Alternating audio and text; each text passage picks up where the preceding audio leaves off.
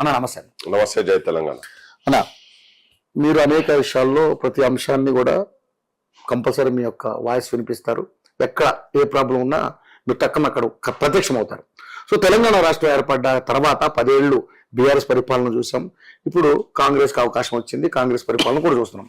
దాదాపుగా 11 నెలలు కంప్లీట్ అవ్వస్తుంది. సరే, దాదాపుగా 6 గ్యారెంటీలతో పాటు 420 హామీలు లెక్కేస్తే 420 హామీలు వచ్చాయని 420 అని పెట్టారు ఇది బీఆర్ఎస్ వాళ్ళు.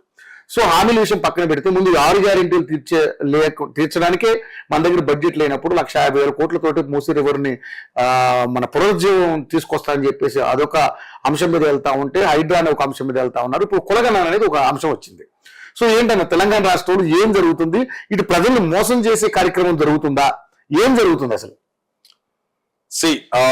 ప్రియారిటీస్ ఏంటి అనేది ఈ ప్రభుత్వంకు నాకు తెలిసి ఇప్పుడు హైడ్రా తీసుకొని వచ్చిర్రు. ముఖ్యంగా హైడ్రాది మీరు టాపిక్ తీసిండ్రు కాబట్టి మూసి నది ప్రక్షాళన చేసి సుందరీకరణ అనే పదం మొదలు వాడిండు. అది ఫస్ట్ మొదలు ఏదో 25-30 వేల కోట్లు అన్నారు. అది పోయి 40 కోట్లయింది, 50,000 కోట్లయింది, 80,000 కోట్లయింది, 1,00,000 కోట్లయింది. ఇప్పుడు 1,50,000 కోట్ల రూపాయలతోటి అది స్టార్ట్ చేస్తాము అని చెప్పారు. ఈ హైడ్రా ప్రధానమైనది ఏంటంటే మొత్తం ఇల్లీగల్ గా కన్స్ట్రక్షన్ చేసినాయని రివర్ బెడ్ చుట్టుపక్కల మొత్తం కొట్టేయాలని, దాన్ని మొత్తం తీసేస్తాం ఇల్లీగల్ ఉన్నాయని దాన్ని స్టార్టింగ్ నాగార్జునతో మొదలు పెట్టినారు.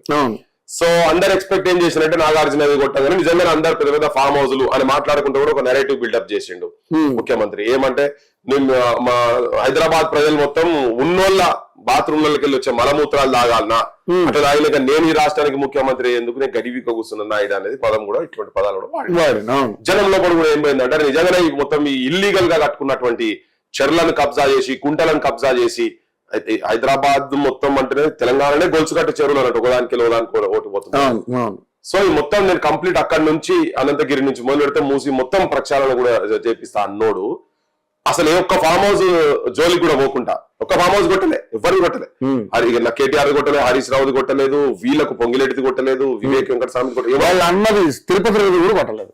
తిరుపతి రెడ్డి ఫామ్ హౌస్ గా తిరుపతి రెడ్డి అక్రమ కట్టడం అనేది అది అక్రమ కట్టడం. కానీ ఆయన తిరుపతి రెడ్డిది కూడా ఏంటంటే తిరుపతి రెడ్డి అది లేఅవుట్ చేసిన తిరుపతి రెడ్డి కాదు, లేఅవుట్ చేసి ఆల్రెడీ ఉన్న లేఅవుట్ లో కొనుక్కున్నాడు ఆయన, అది బఫర్ జోన్ లో ఉన్నదని చెప్పని చెప్పిండ్రు. అనేది ఆయన ఇల్లు గులగొట్టు అన్నాడు, గులగొట్టమని చెప్పి అక్కడ గులగొడితే అక్కడ 260-270 ఇల్లు ఉన్నాయి ఆ చుట్టుపక్కల మొత్తం. ఓకే, సో సరే అది ఒక అంశం. సరే ఈ అందరు ఎవరి ఫామ్ హౌస్ అయినా ఈవెన్ వాళ్ళే ఎవరి అయినా ఉన్నా కానీ, నాకు ఇలా ఫామ్ హౌస్ లేకుండా తెలియదు కానీ ఎక్కడ ఉన్నా ఈవెన్ బఫర్ జోన్ లో అందరికీ గులగొట్టాల్సిందే. నా ఊళ్ళో ఉన్నా కానీ గులగొడతా అన్నాడు. కానీ ఇప్పటిదాకా గులగొట్టలే, నీ ఊళ్ళో గులగొట్టలే, మందికి గులగొట్టలే, ఎవరికి గులగొట్టలే.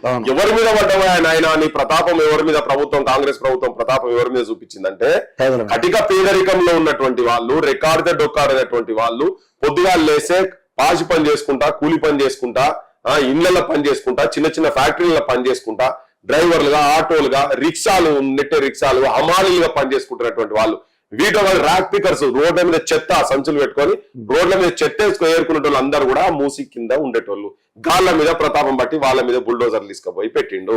దాన్ని మేము మొదలై చెప్పినాం, నువ్వు ఫస్ట్ ఉన్నోళ్ళంతా చేసి వీళ్ళకు కూడా ఆ జీవితం ఉండాల్సిన అవసరం, మాకు కూడా మూసి ప్రక్షాళన జరగాలని ఉన్నది పక్క.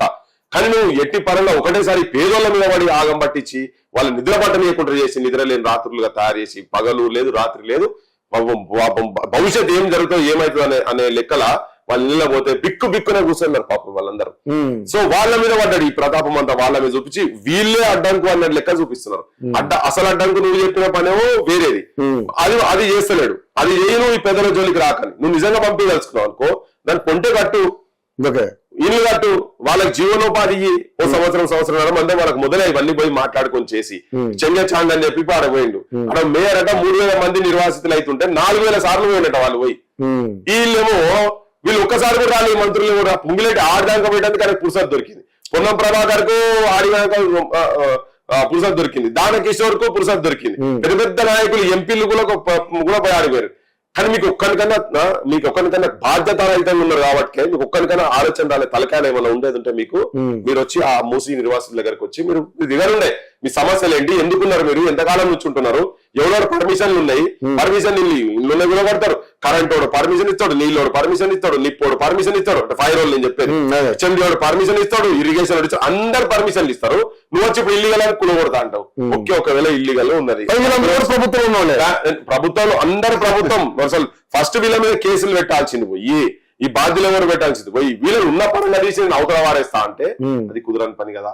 సో ఇది దీంతో ఏమైపోయిందంటే జనం లోపల వీళ్ళకు ప్రాపర్ గా జరుగుతలేదు, ఈ ప్రభుత్వం ప్రాపర్ గా నడుస్తలేదు అంటే ఎక్కడో ఇది లాలూచి పడుతున్నది. పైసలు ఉన్న వాళ్ళ దగ్గర ధనికుల దగ్గర లాలూచి పడుతున్నది. ఎందుకు ఫామ్ హౌస్ లలో, ఎవరి ఫామ్ హౌస్ లో అవన్నీ వీళ్ళకి ఆల్రెడీ బొచ్చడు పైసలు ఉండి ఆడ కూర్చొని ఆ గండిపేట దిక్కు చూసుకొని సిగరెట్ తాగుకుంటా, బెగ్గులు తాగుకుంటా, పల్లీలు తినుకుంటా, భార్య పిల్లల పక్క కూర్చోబెట్టుకొని వచ్చిన దోస్తుల పక్క కూర్చోబెట్టి ప్యాకెట్ ఆడుకుంటా చూసుకోవాలి వాళ్ళకి అని చెప్పి వాడు ఎవరైతే ఫామ్ హౌస్లు బాగా పైసలు ఉండి వీకెండ్స్ ఉన్న వాళ్ళు ఎవరైతే ఉంటారో వాళ్ళే కొడతారని అనుకున్నాం. వాళ్ళందరూ అవన్నీ ఎవరి ఉంటాయి, ఐఏఎస్ ఆఫీసర్లు, ఐపీఎస్ ఆఫీసర్లే ఉంటాయి, కాంట్రాక్టర్లు, ఎంపీలై, మంత్రులు అందరికి పాడని అవన్నీ ఇల్లీగలే మొత్తం. వాళ్ళు ఎంత దుర్మార్గం చేశారంటే వీళ్ళ దాంట్లకు నీళ్లు బ్యాక్ వాటర్స్ వస్తాయనే ఉద్దేశంతో ఈ లెవెల్ మొత్తం ట్యాంక్ లెవెల్ రాకముందే గేట్లు కూడా ఎత్తేసి జనానికి తెలియదు. ఎందుకంటే నీటితో వాళ్ళకి వస్తాయి కదా, అందరు వాళ్ళనే, అధికార పక్షం వాడేనే, ప్రతిపక్షం వాడేనే, అడిగేటోడు వాడినే, తినేటోడు వాడినే, లెక్కుంది కదా మొత్తం అందరు వీళ్ళే.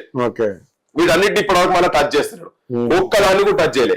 అంటే వీళ్ళందరి దగ్గర లాలూచి పడి ఏమైనా పైసలకి ఏమైనా తీసుకున్నారా, ఇల్లంతా ప్రభుత్వం పైసలు ఏమైనా వాళ్ళ దగ్గర తీసుకున్నదా, వాళ్ళని గుట్టాలి కదా.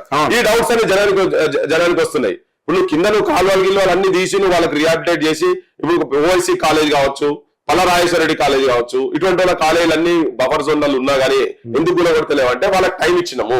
ఎందుకు టైం ఇచ్చిన వాళ్ళు చదువుతున్న అందరూ విద్యార్థులు ఉన్నారు కదా అని. నువ్వు రావయా, నీ స్లమ్స్ లో కూడా వచ్చే మంది చదువుతున్నారు, అందులో కూడా స్కూల్ వాళ్ళే స్కూల్ పెట్టుకొని కూడా నడుపుతున్నారు. వాలంటీ ఆర్గనైజేషన్ స్కూల్ పెట్టి నడుపుతా ఉన్నారు. మరి వాళ్ళ పిల్లలు చదివేటి చదువు కాదా?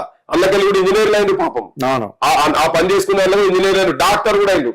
మేము పోయి తిరిగినాం, స్లమ్స్ అని తిరిగినాం. సో ఇవన్నీ ప్రాపర్ గా అడ్రస్ చేయకుండా ఉట్టి ఏదో గాలి మెడలు కట్టినట్టుగా రాత్రి కలబడితేనో లేకపోతే ఎవడో ఫోన్ చేసి చెప్పి నువ్వు ఈ పని చేయరా భయ అంటేనో చేసినట్టున్నది కథ అంతా. సో దీంతో జనం లోపల అరే ఏంటిదంతా పేదలకు ప్రజాపాలన అనుకుంటా, పేదలకే వ్యతిరేకమైనటువంటి ప్రభుత్వం ఉన్నది అనేది జనం లోపలికి ఒక అభిప్రాయం పోయింది. ఎందుకంటే ఉన్నోళ్ళని ఏం చేస్తున్నావు, పేదల మీద పడుతున్నవాడు.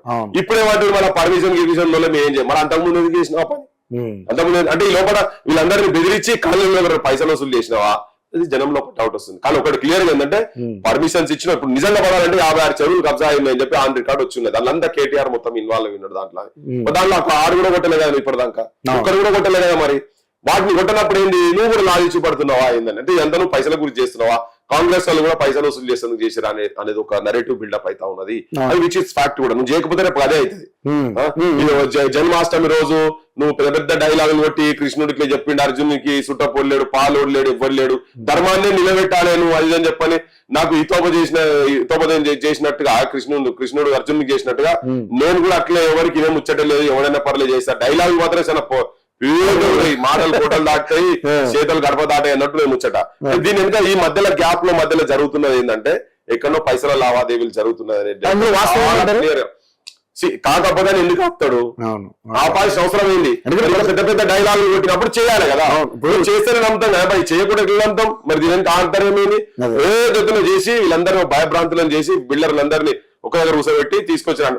బయట మార్కెట్ లో టాకు 200 కోట్లు పట్టుకొని పోయి శివకుమార్ దగ్గర పోయి అక్కడ ఢిల్లీకి మొన్న పోతే అరే నువ్వు వీళ్ళకి ప్రభుత్వంలోకి చెప్తే ఇక్కడ స్టేట్ ప్రభుత్వంలో చెప్తే మీరు 200 దగ్గర ఎందుకు, మీరు జరాగురి మేము 2000 ఇప్పిస్తాం మీకు అని చెప్పాను అంటే వాళ్ళు కాముస్ కూకున్నారని చెప్పని. సో వీళ్ళందరూ సుఖంపూసలు కాదబ్బా, సెంట్రల్ కాంగ్రెస్ సుఖంపూసం కాదు, ఇక అదంతా పైసల లావాదేవీలే. మేఘా కృష్ణారెడ్డి దగ్గర తీసుకొని రాజకీయ పార్టీ ఏంది దేశం, డిఎంకే ఒకటి కాడికెళ్ళి తీసుకునే, బీఆర్ఎస్ ఒకటి తీసుకునే, కాంగ్రెస్ ఒకటి తీసుకునే, బీజేపీ ఒకటి తీసుకునే, తీసుకునేవాడు వీళ్ళు ఉన్నోడికి చుట్టాలి వీళ్ళంతా. సో అంతే దీని అనికేదో వీళ్ళు ఏదో పాపం మంచి చేస్తారని కాదు ఇదంతా అని నమ్ముతే ఎవరన్నా పిచ్చోళ్ళు వాళ్ళే చెప్తున్నారు కదా. పబ్లిక్ అంటే they want to be fooled by politicians అని. So politicians are repeatedly fooling and repeatedly raping the people of Telangana and people of India. So అందుకని ఉన్నోడి చేతుల్లో ఉంటాయి కాబట్టి ఇది పక్కా లావాదేవీ అనేది. ఒకవేళ నువ్వు నిజంగా ఫామ్ హౌస్ దాన్ని కొట్టి నిజంగా రక్షించేది ఉంటే ఆ 56 చెరువులు ఏవైతుందో కనీసం వాటిని నువ్వు కాపాడగలిగేది నిన్ను నమ్ముతారు ఎవరన్నా.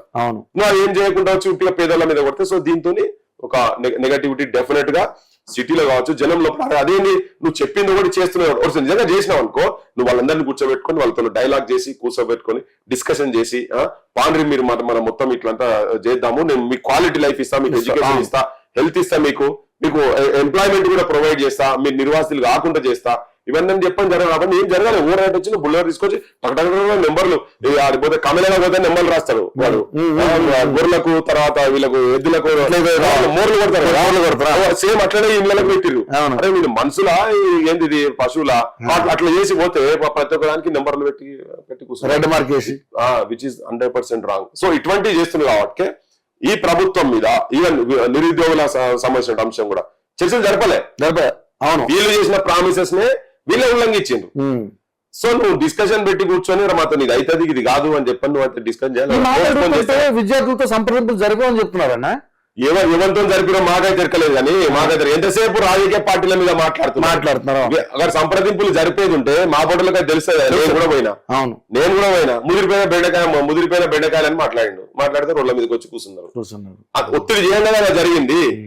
తెలంగాణలో కూర్చున్నారు రాజకీయ పార్టీలు ఎన్నుకున్నా అంటే నేను కూడా అడిగిపోయినాక వాళ్ళు మాట్లాడమంటే కూడా ధర్నా చేసే అశోక్ నగర్ నేను కూడా మాట్లాడా. ఎందుకంటే మాట్లాడలేదు అరే నువ్వు నీకేందా నీకు పార్టీ లేదా ఏం లేదా నువ్వు ప్రజల గురించి తెలంగాణ గురించి తిరిగినోని నువ్వు ఏదో సమస్య ఉంటాడా ఉంటావు నువ్వు మాట్లాడితే వద్దొద్దు వాళ్ళు ఎంతసేపు చేసినా ఎవడో ఒకటి ఎన్నుకుని చేపిస్తుంది అనుకుంటున్నారు. మీరే చేయండి. మీరు తెలంగాణ కూర్చొని ఉన్నవారు అక్కడ పొద్దుగాల 4:30-5 గంటల వరకు వాళ్ళంతా చేస్తుంటే వీళ్ళు ప్రామిస్ చేసినాయి కదా వాళ్ళు పెట్టుమన్నారు కదా అవి చేయలేదు. అంటే ఒక డైలాగు తోటి జరుగుతలేదు. ఏదో వాళ్ళకు అనుకున్న వాళ్ళు ఎవరైనా ఉండేది ఆ పార్టీకి సంబంధించిన వాళ్ళు వాళ్ళ దగ్గర పోయి రేపు ఏమైనా పదవులు ఆశిష్టతో గురించి ఎవరితో మాట్లాడితే వాళ్ళు రాంగ్ రిపోర్టే చెప్తారు. కానీ ఇవన్నీ పక్కన పెట్టండి. వాళ్ళే చెప్పినాయి కదా వాళ్ళ మేనిఫెస్టోలో పెట్టారు. వాళ్ళ మేనిఫెస్టోలో పెట్టిన 4,000 రూపాయలు ఎవరు అడుగుతలేడు. నిరుద్యోగ వృత్తి ఇస్తాం మీకు అన్నం పెడతాం లైబ్రరీలలో ఇట్లా చేస్తాం అట్లా చేస్తాం ఏమో చెప్పారు వాళ్ళు అశోక్ నగర్ కాడికి వచ్చి. అవన్నీ ఏమి ఇంప్లిమెంట్ గురించి చేయలేదు. అయినా వాళ్ళు అవేమో అడుగుతలేరు. కానీ ఎగ్జామ్ ఇప్పుడు ఈవెన్ మన గ్రూప్ 1 కూడా ఆల్రెడీ 2 సార్లు పోస్ట్ పోన్ చేసిండ్రు. కోర్టులు ఆపేసేసినాయి. మళ్ళీ ఇప్పుడు మళ్ళీ అదే court cases 22 court cases pending ఉన్నాయి. రేపు మళ్ళీ ఏమైతుందేమో ఈ జీవోలు 55-29 పంచాయతీ ఏమైతుందేమో అది కంపల్సరీ స్క్రాప్ అవుతుంది కావచ్చు.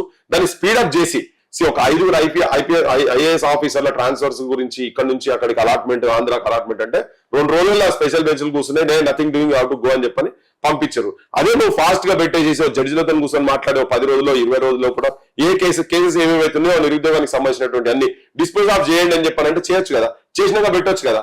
పెట్టొచ్చినప్పుడు అట్లా పెట్టలేనప్పుడు యూపీఎస్సీ పోయి నేను దేశంలో యూపీఎస్సీ మోడల్ ని తెలంగాణ తీసుకొస్తా అంటే యూపీఎస్సీ మోడల్ ఇది కాదు కదా. సప్లై సభ్యులకు చేత కాకుండా యూపీఎస్సీకి వదిలిపెట్టేయాలి. సో ఇవన్నీ ఒక అన్రెస్ట్ బిల్డప్ చేస్తారు.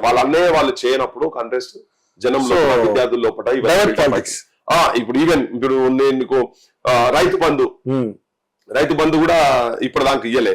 సరే కొంత అనుకోండి 60% అయిందా మీ లెక్క రుణాల గురించి కొంత మటుకు చేసిండ్రు. ఇంకా కూడా దానిలో కంప్లైంట్స్ 100% అయితే రైతు